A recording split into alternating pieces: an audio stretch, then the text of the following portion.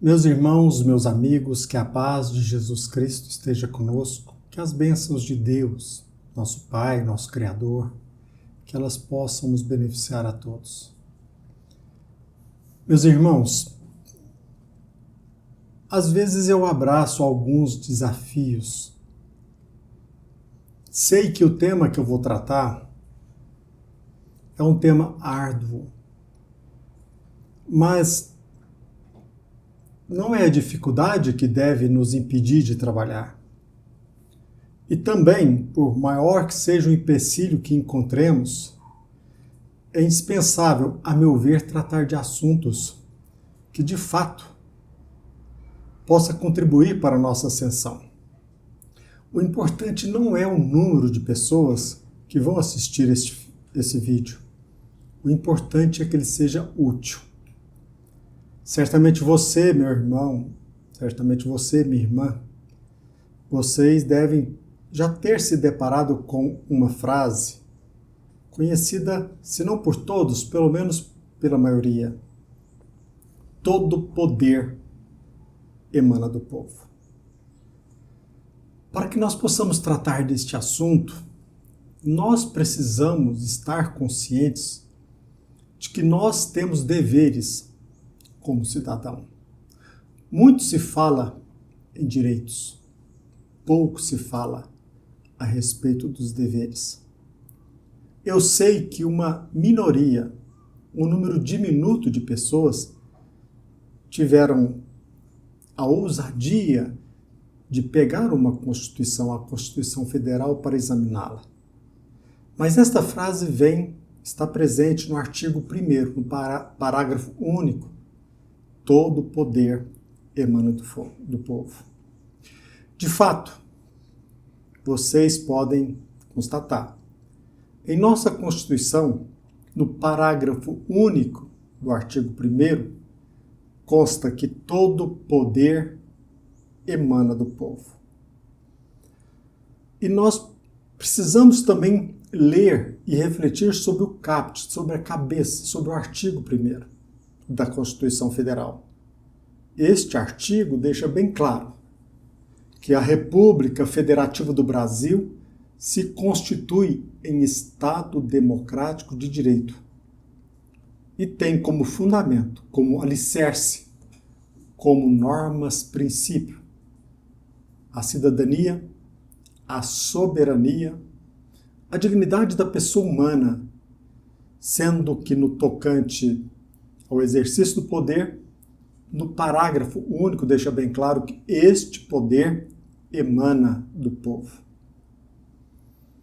É muito bonito, até mesmo comovente, mas quando se diz que todo poder emana do povo, é claro que nós precisamos nos conscientizar e nos preparar para assumir o nosso papel na sociedade. Não se trata apenas de votar na pessoa mais competente e qualificada. Nós também precisamos nos capacitar, nos prepararmos para cada um executar o seu dever. Muito embora o princípio da soberania popular e o primado de que todo poder emana do povo, muitos esquecem desses princípios. E com base nesses princípios eu pergunto, porque nós precisamos nos questionar, especular. E eu pergunto, eu compartilho com vocês essas perguntas. Na realidade, qual poder prevalece em nosso país? Melhor dizendo, de fato, qual poder prevalece em nossa terra? É o poder que emana do povo? Ou o poder daqueles que detêm o poder financeiro? De onde vem o poder? Qual a sua origem? Qual a origem do poder da autoridade estatal? E neste último caso, aquele que exerce o poder, Hoje é necessário que perguntemos: diante do poder, a autoridade se vincula à vontade popular ou à vontade daquele que detém o poder financeiro? Muito embora o poder emane do povo, eu volto a perguntar: a autoridade, ela se vincula à vontade do povo ou à vontade daquele que detém o poder financeiro? Eu sei que é muito difícil porque eu custei acreditar naquilo que eu vou compartilhar com vocês. Mas se nós analisarmos detidamente, se estudarmos, refletirmos, nós chegaremos à conclusão de que o povo, mesmo em nosso país que se diz democrático, o povo jamais exerceu o seu poder. Jamais ele foi representado. Pode até parecer risível, engraçado, todavia é trágico. Quando nós votamos, quando nós escolhemos, quando nós depositamos o voto na urna, você pode não acreditar, estamos quase sempre confirmando o nome daquele que antecipadamente já fora escolhido por uma elite, seja ela religiosa, financeira, política, até mesmo já fora escolhido por organismos internacionais. No transcorrer da história, nós percebemos que o povo sempre foi manipulado, até mesmo nas democracias. Eles concordam, esta elite concorda com o voto para nos proporcionar aquela sensação de que nós somos importantes, de que o povo é importante nesta, abre aspas, nesta peça teatral. Em verdade, a vontade popular é geralmente manipulada para confirmar, para ratificar a escolha daquele que estará no poder para atender os interesses alheios do povo. Isso tudo por quê? Porque quase sempre, quando nós nos deparamos com um conflito, com um debate, nós não examinamos a fundo. Nós somos facilmente levados, encaminhados pelas narrativas. Por conta do nosso descuido, por conta do nosso despreparo, nós apenas chancelamos aquela pessoa para exercer a autoridade que atenderá aos interesses de todos, menos o interesse do povo. É um convite ao nosso dever. Nós precisamos nos preparar. E não se trata de algo inusitado, ou pelo menos de algo difícil de ser executado. Nós precisamos cumprir os nossos deveres. E repito, se nós analisarmos a história, diante da história, nós iremos perceber que perante uma crise, como, por exemplo, problemas na área econômica, desastres ou pandemia, numa greve, sobretudo num conflito bélico, nós precisamos perceber que por conta do nosso despreparo, do nosso desinteresse, sempre sobra para quem? Sempre sobra para o povo. O povo, nós, aqueles que são menosprezados, nós é que sofreremos drasticamente o resultado. E quase sempre nós colocamos a culpa em todos, inclusive até mesmo em Deus, mas nós não temos a coragem de olhar para nós mesmos. Mas é importante insistir. Talvez você não acredite. Uma elite cria um problema social, levantam bandeiras falsas, aquilo que se chama de false flag, para conferir a sensação ao povo de que eles decidem, quando na verdade a população apenas está confirmando o que a elite já havia decidido antecipadamente. Então, é flagrante, manipula-se o povo, que é levado a atribuir algo macabro a quem não seja de fato o verdadeiro causador do conflito. A bandeira falsa, ela é levantada apenas para legitimar o que a elite já havia decidido ou programado. Faltava apenas conquistar a opinião pública. Repito, a elite cria o problema, quando já havia idealizada a solução, a ser ratificada pelo povo, adredemente ou antecipadamente enganado numa verdadeira guerra de narrativas. Isso nós estamos falando num regime denominado de democrático. Sendo que, substancialmente, nós não vivemos numa democracia. Por conta do nosso desinteresse, do nosso menosprezo. Agora, noutros regimes, pela força é implementado o que a elite decidiu. É implementado por aquele representante que representa flagrantemente o interesse do poder ditatorial. Nós estamos aqui num canal procurando reviver o ensinamento, as lições de Jesus Cristo.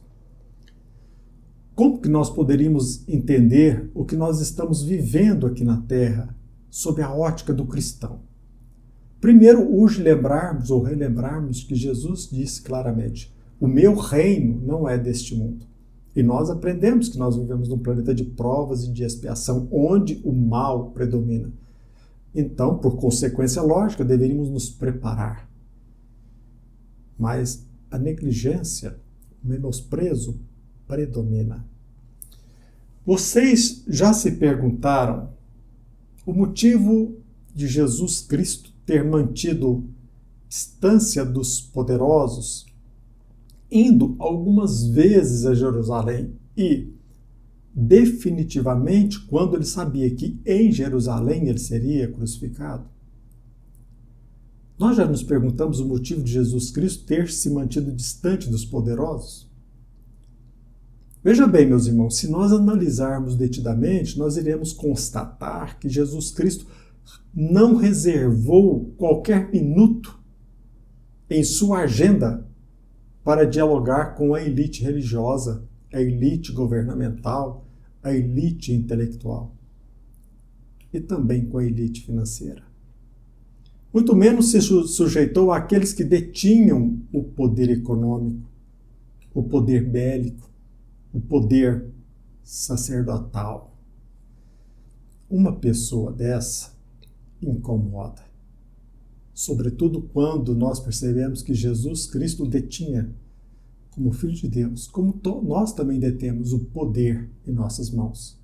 Acontece que nós menosprezamos o nosso poder, mas Jesus Cristo incomodava porque ele era sumamente consciente.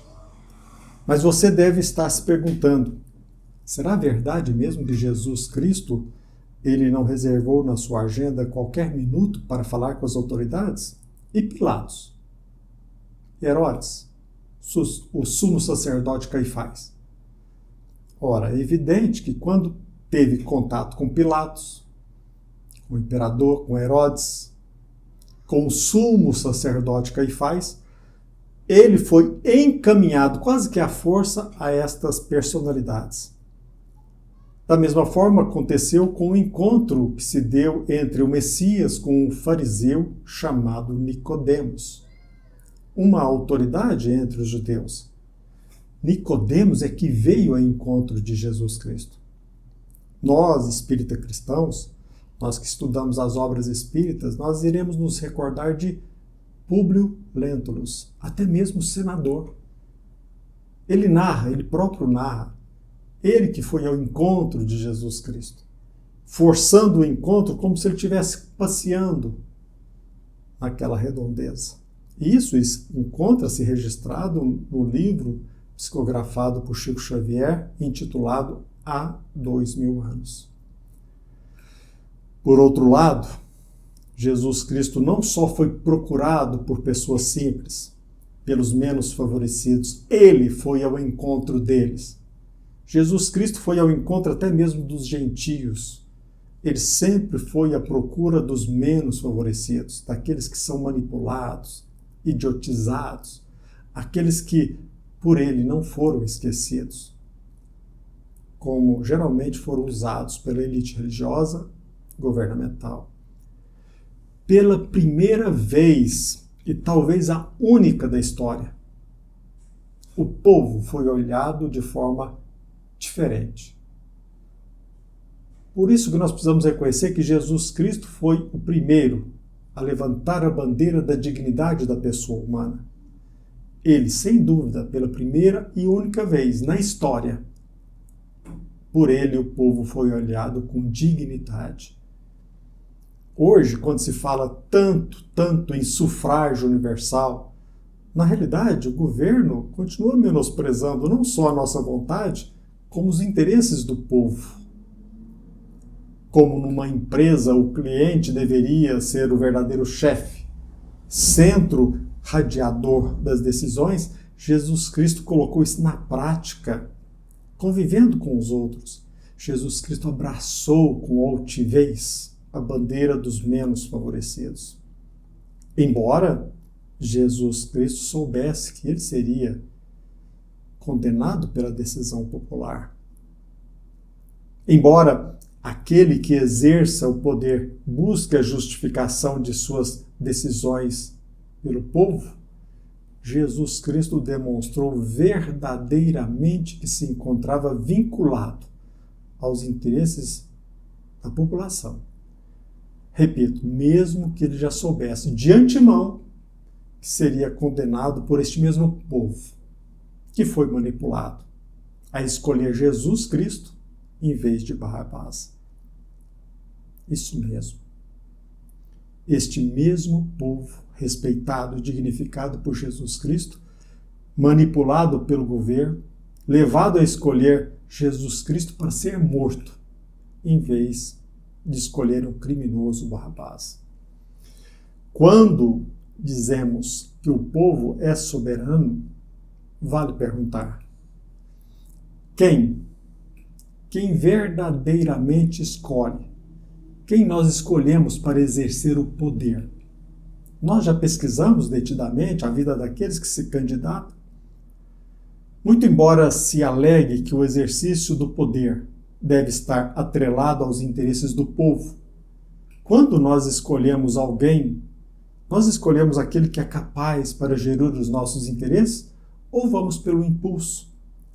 Vítimas das narrativas, das mentiras, como na guerra, a verdade é desprezada. Numa campanha política, o que mais se despreza é a verdade. Será que nós estamos efetivamente escolhendo ou sendo manipulados a escolher aquele que a elite quer que escolhamos? Talvez o povo alimente a ideia de que escolhe, quando não raro, sem que perceba, é levado a escolher aquele que atenderá aos interesses de todos, menos o do povo.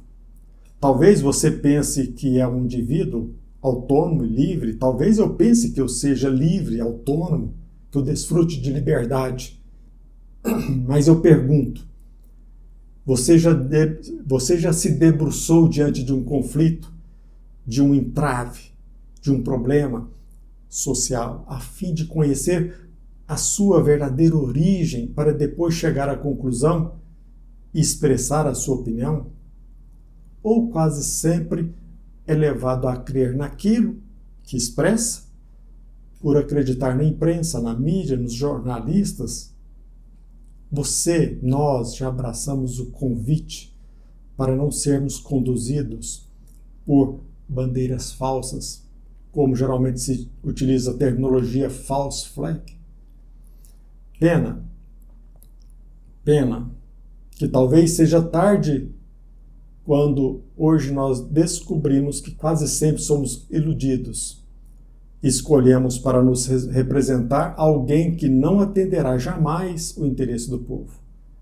O pior ainda, é quando nós acreditamos não só na bandeira falsa, como mantemos a convicção de que a responsabilidade seja de fato daquela pessoa, nação ou povo a quem foi atribuída a responsabilidade ou a culpa pela crise, pelo conflito, pelo desastre.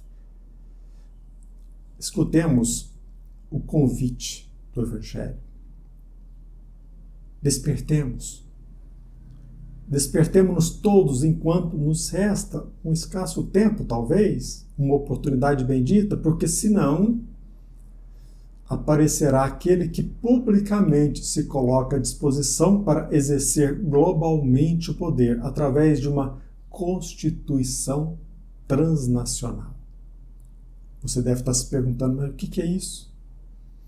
Existem interesses que visam alcançar um poder central sobre todo o planeta.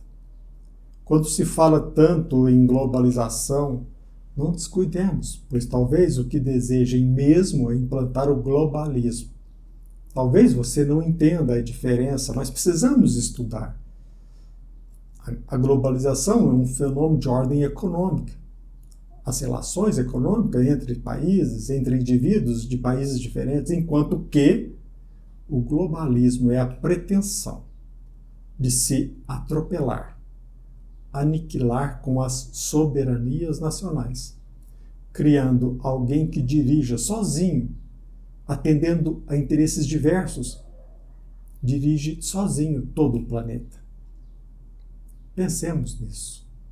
Nós somos capazes de aprimorar a nossa capacidade. Nós somos capazes, através do estudo, através da observação, da experiência, a chegarmos às melhores conclusões.